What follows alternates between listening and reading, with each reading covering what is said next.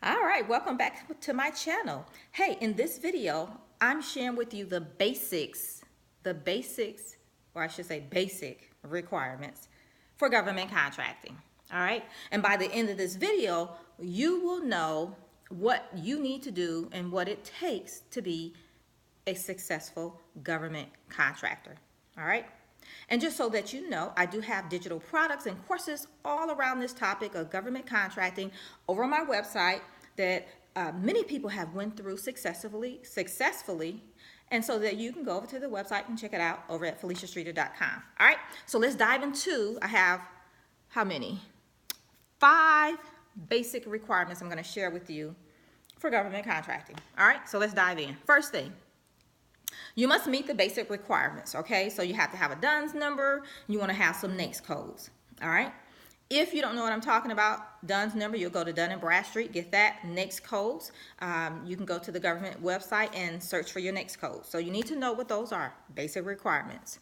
And the government uses those NAICS codes to find you as a contractor, and when they put out contracts, they have it based on a NAICS code, okay? So you want to make sure you have the right ones. The second thing is you want to make sure that you're properly registered and with the right codes to do government contracting work. So you want to make sure at the end of the day that you're properly registered and ready for the opportunities that will come out to work with the government. So that is like really important that you make sure you're setting up your government contracting business correctly.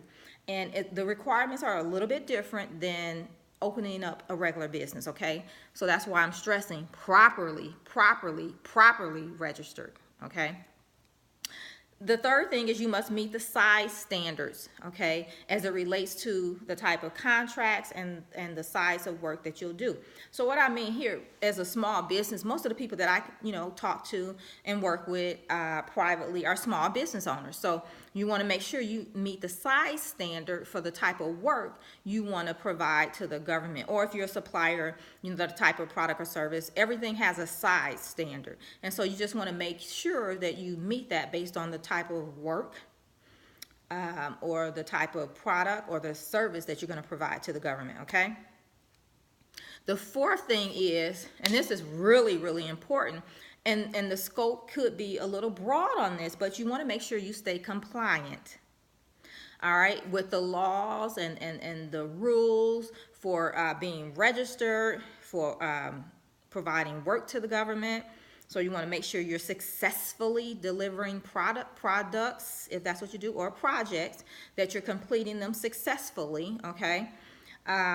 The fifth thing, and this is something that I just think you need to know, and it was definitely a game changer for my company, and a lot of people don't know about this, but you want to definitely stick your toe into the FAR, and that's the Federal Acquisition Regulation.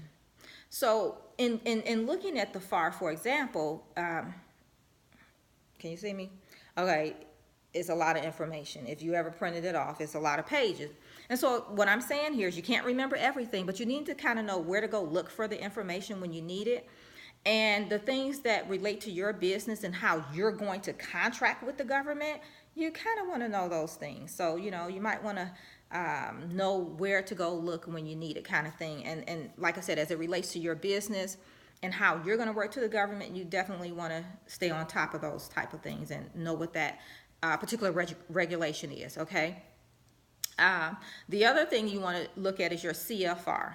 So that's another resource that you have that provides a wealth of information about contracting with the government, and especially when you're actually awarded a contract, what you need to do. All of that stuff is in there. So definitely make sure you go check out the FAR, check out the CFR, make sure you're meeting the requirements, make sure you're registered properly with the government, and if you need help with that, definitely reach out to us. I'll put the website link below, but it's FeliciaStreeter.com. You can definitely visit that, see how we can work together, how I can help you start and grow a profitable government contracting business, all right?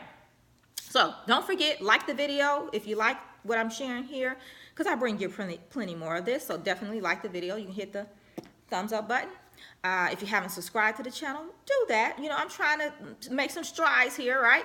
Let's build this community of contractors. So ultimately, one day I would love for us to be able to collaborate and partner on projects and things like that. But we got to build a community, right? So let's get that going.